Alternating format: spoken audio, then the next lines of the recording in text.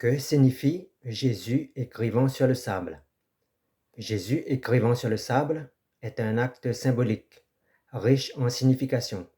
Bien que le contenu exact de ce qu'il a écrit reste inconnu, cet épisode, raconté dans Jean 8, versets 1 à 11, se produit lorsque des pharisiens amènent une femme accusée d'adultère à Jésus, tout en cherchant à le piéger. Jésus répond en écrivant 2 fois sur le sable. Son geste a inspiré diverses interprétations.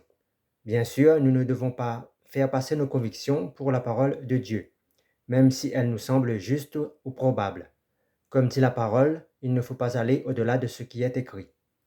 Voici donc quelques interprétations possibles. Premièrement, l'écriture de Jésus sur le sable pourrait symboliser la sagesse et l'autorité divine, avec en parallèle, pour l'Ancien Testament, la main de Dieu inscrivant la loi sur des tables de pierre. Tout ce que Jésus enseigne, fait et dit a valeur d'autorité. Deuxièmement, le sable peut signifier la nature éphémère du péché, c'est-à-dire que le sable, par sa nature temporaire, peut représenter la futilité du jugement et la nature transitoire du péché. Cela nous suggère donc que la miséricorde peut effacer les transgressions, les jugements, les offenses, c'est-à-dire que le péché. La miséricorde, c'est la main de Dieu effaçant nos péchés, écrits sur le sable, alors que la loi ne peut pas effacer nos péchés. Troisièmement, en écrivant sur le sable, Jésus aurait pu révéler les péchés cachés des accusateurs, ou les noms de ceux-ci. Jésus, par ce geste, aurait pu les inciter à réfléchir à leur propre moralité avant de juger la femme.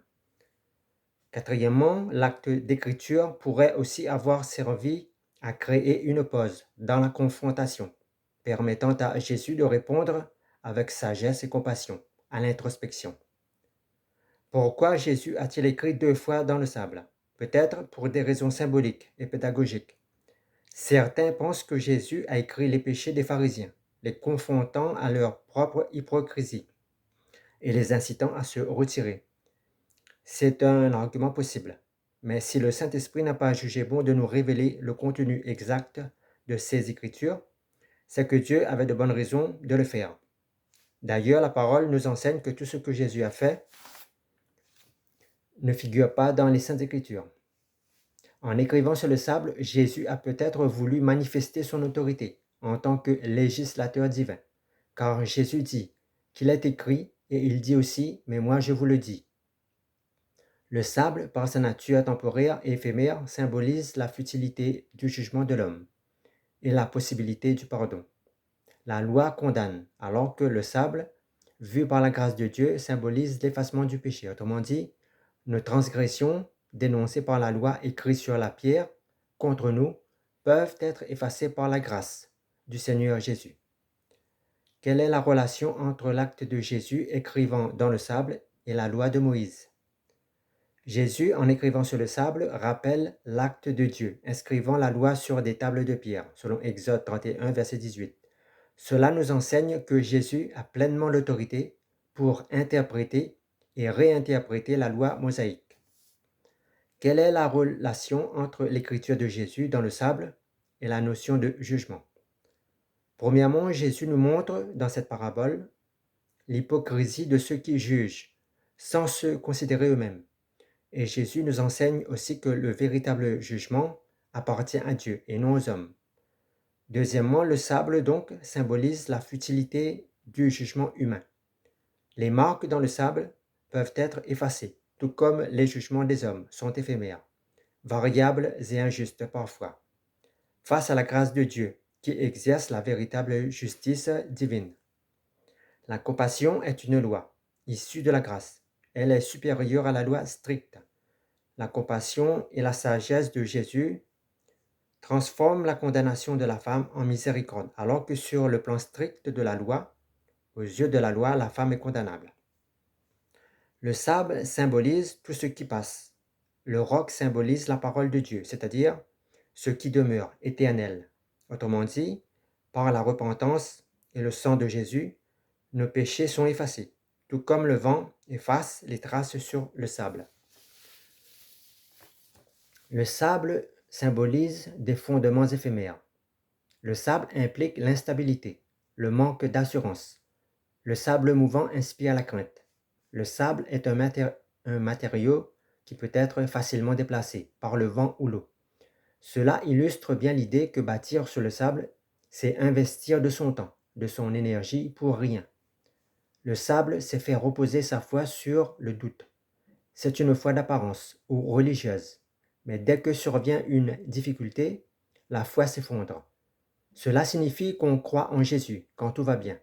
On croit que Jésus est tout-puissant, qu'il peut tout. Mais devant la réalité des événements, de la vue, on doute de Jésus.